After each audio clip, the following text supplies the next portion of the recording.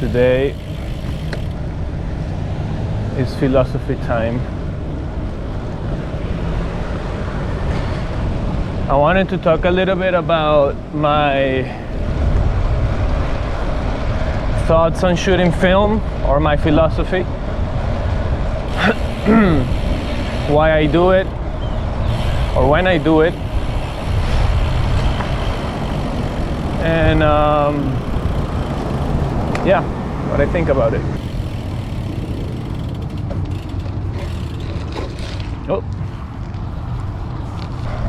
I shoot film mainly because of the look, but also because of how it makes me shoot.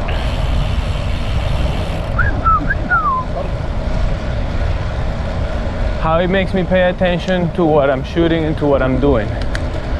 That's, I think, even more important than the look, because when I shoot film, I'm constantly thinking on the shot. I'm almost like going to hunt for the shot and being careful because I have so many bullets. The way it makes me shoot is if I'm hunting for the picture or hunting for something and I only have a certain amount of bullets. Buenas. And so because of that, I have to be even more careful of what I'm doing and paying more attention to it.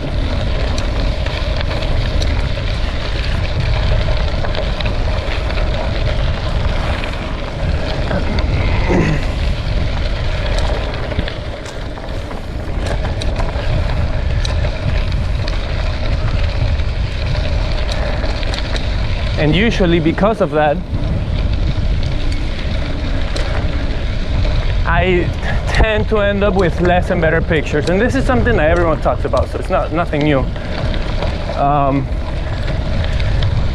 But it's the main reason why I like shooting film. Hi, morning. But there is also something,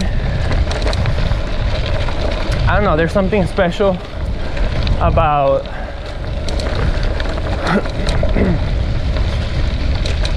the whole process, where for some reason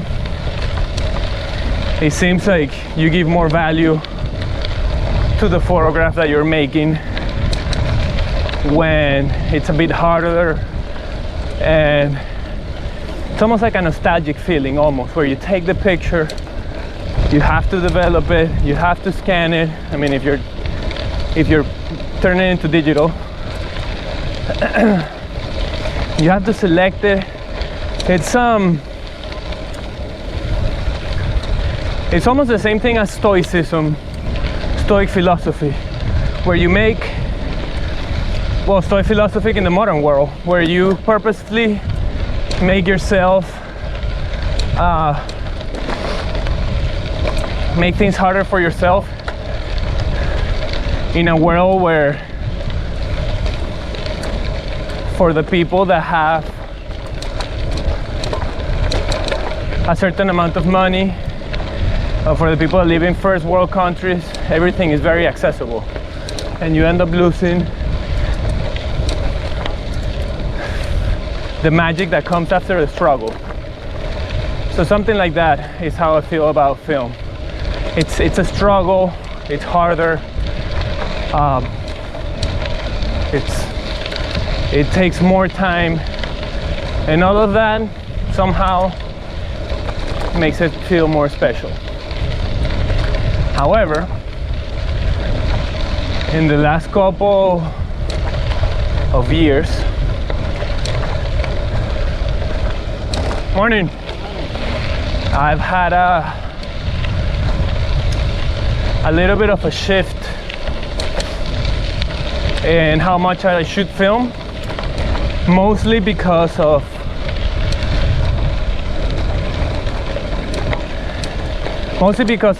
time and because of the impact that it can have on the environment.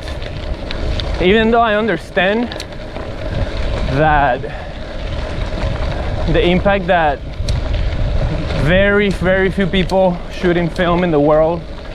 The impact that those people have in the environment is nothing compared to many other things that we do and that a lot of people do.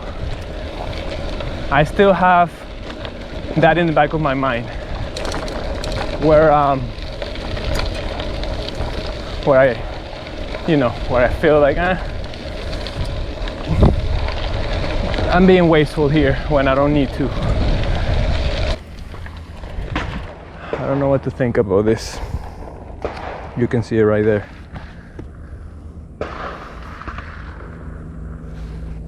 So maybe it's a good idea for me to turn back and right on the other side. You can see over there.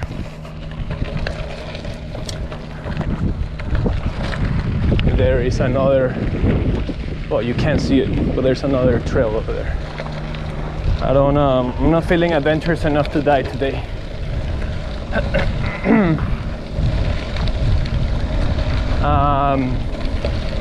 So yeah, so I still shoot film, but I have that in the back of my mind constantly, and I try as much as possible to shoot only in situations that feel very special to me, and to shoot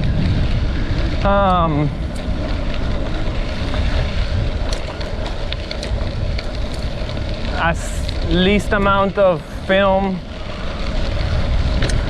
that I can. And when I process, I try to wait until I have a decent amount that I can, because I have a tank that I can fit 5 rolls of 35mm, so I can do them in batches and try to use the least water possible. But yeah, but that's still in the back of my mind.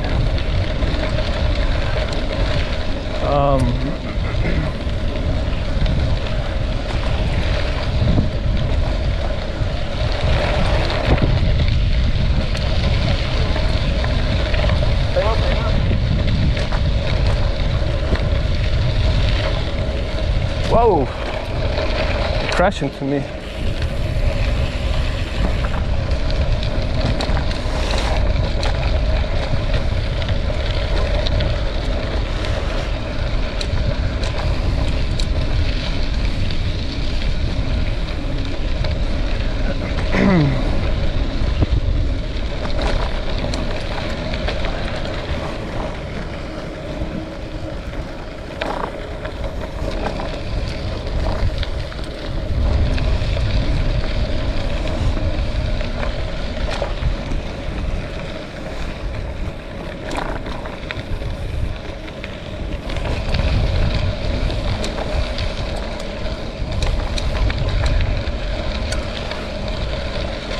In terms of my favorite camera,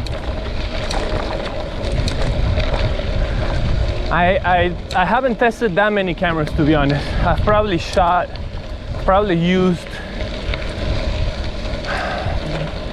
I don't know, 10, I would say about 10 cameras. Give or take, maybe a little more, a little less.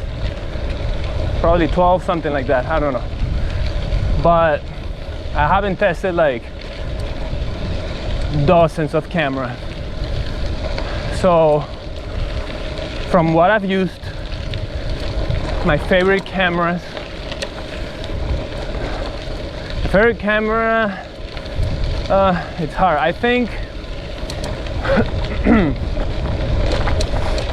I would say my favorite overall camera is the Yashica Mat 124. I don't have the G, I just have the 124, which is the same thing, it's just an older camera without the gold. Buenas, gracias. Without the gold numbers, but as far as I know, it's the same thing. And that is my favorite overall camera because it's medium format camera and you can't beat that look. And then it's a fully mechanical camera, so you don't need batteries, so you never have to worry about that. It's small to be a medium format camera, and it's light,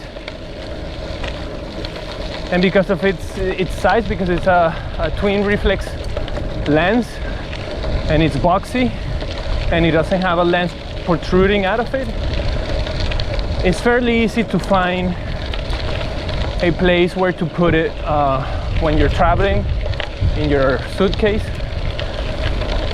or in your backpack, even though it's bigger than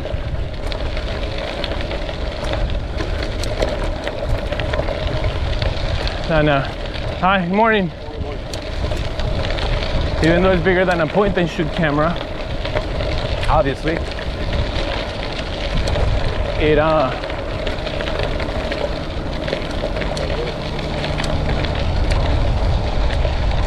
definitely helps the fact that it's boxy and it can be put into different places without the lens protruding and getting damaged. And with that camera, I've gotten some great pictures. I think my favorite pictures ever have been taken with that camera.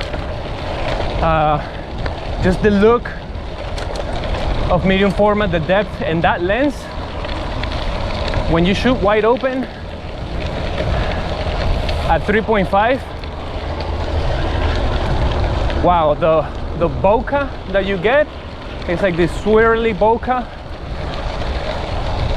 that almost like it draws your eyes towards the middle of the picture. And since it's a 6x6 in square format, usually I compose symmetrically, especially, I mean, for portraits, pretty much almost 100% of the times.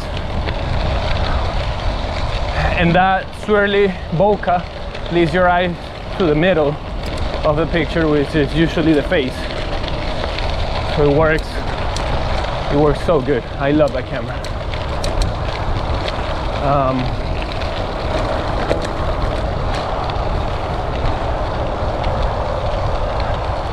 And hi, morning. And the other thing is being a twin reflex camera, and you can look through the top, or you look through the top. I've stolen a couple of pictures by having it hanging from my neck,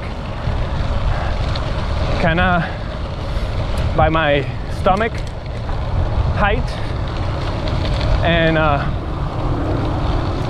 just pretending that I'm, I don't know, looking down or something. People don't look that much at you when you're looking down versus when you bring a camera up to your face and aim at them. So I've stolen a couple of pictures that I really liked by doing that. And whether they have noticed or not, maybe they have, but also they're a bit confused because people are not used to seeing those cameras anymore. So they don't even know what you're doing. So I love that camera because of that as well. And the shutter is extremely silent. Very, very silent. You can barely hear it in a quiet room. So that's also a plus for street photography.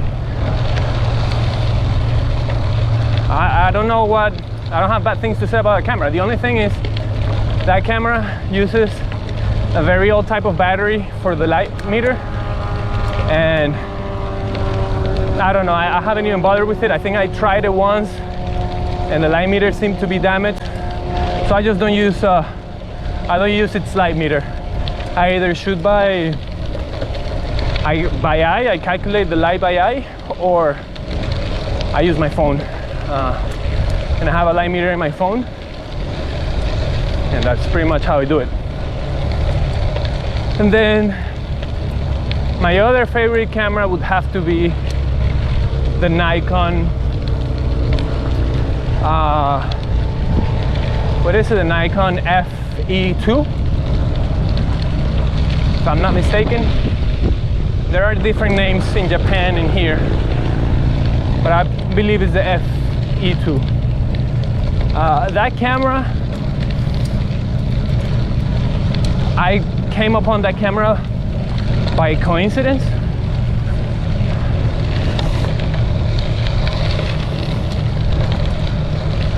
My ex-girlfriend at the time, a couple years ago, had that camera in her house because it belonged to her grandfather who passed away, and she showed it to me, and I took it and tested it and found out that it was an amazing camera, and quickly became my favorite 35mm camera because of how many options it has, how many features it has, how compact it is, and it's basically everything that you would want and you would need in a 35, like all the options that you would want. Bright viewfinder, self-timer, double exposure. I believe it has double exposure. I have to double check, but I'm pretty sure it does. Mechanical. Well, it actually, if you don't have a battery, it can still work. It only works at 1/125th of a second. So you can technically still use it at that fixed shutter speed. But if not, I mean, the battery, you can find it today, and it lasts a long time. You don't need to be changing the battery all the time. And the viewfinder works great. The light meter works perfectly. You can see it through the viewfinder. It's a great system.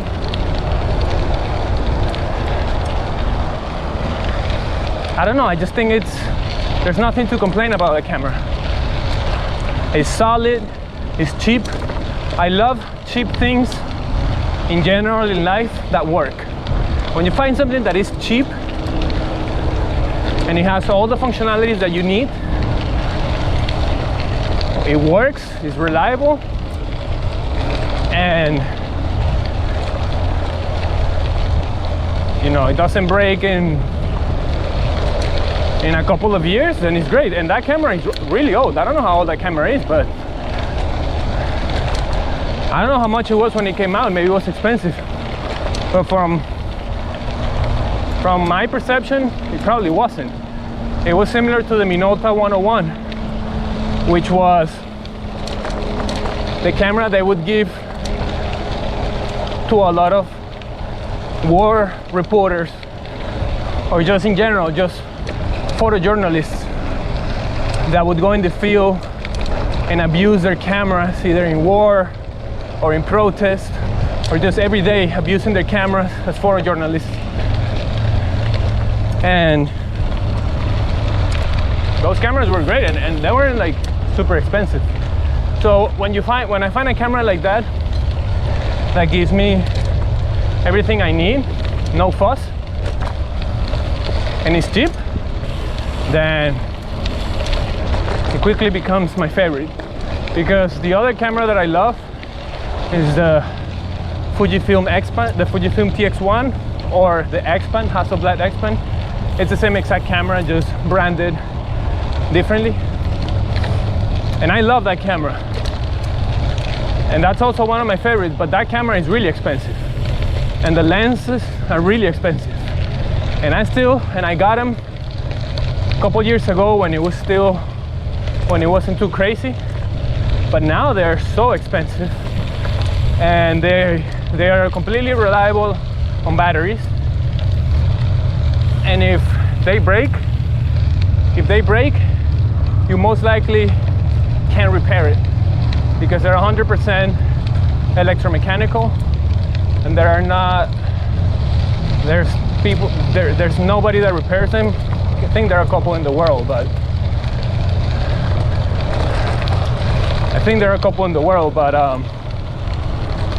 who knows where they are, and who knows how much they charge and how long it will take. So that is Even though the camera is amazing, that I take that into consideration and goes down in the ranking, because it's unless you have unlimited amounts of money and you can buy 2 or 3 to have for the rest of your lifetime just in case, then I guess it could be the first one. But if money is an issue, then probably it's not the first choice.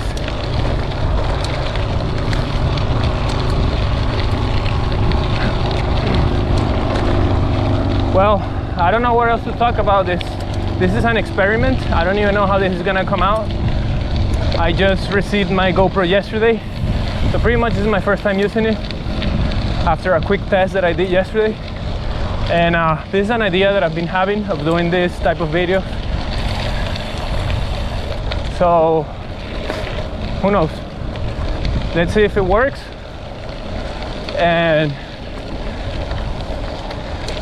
if you guys like it, if you have some suggestions, obviously there's nothing here going on except me biking, but I felt it was a better way to just talk than just talking directly into the camera and just express my philosophies. All right, guys, take care. See you in the next one.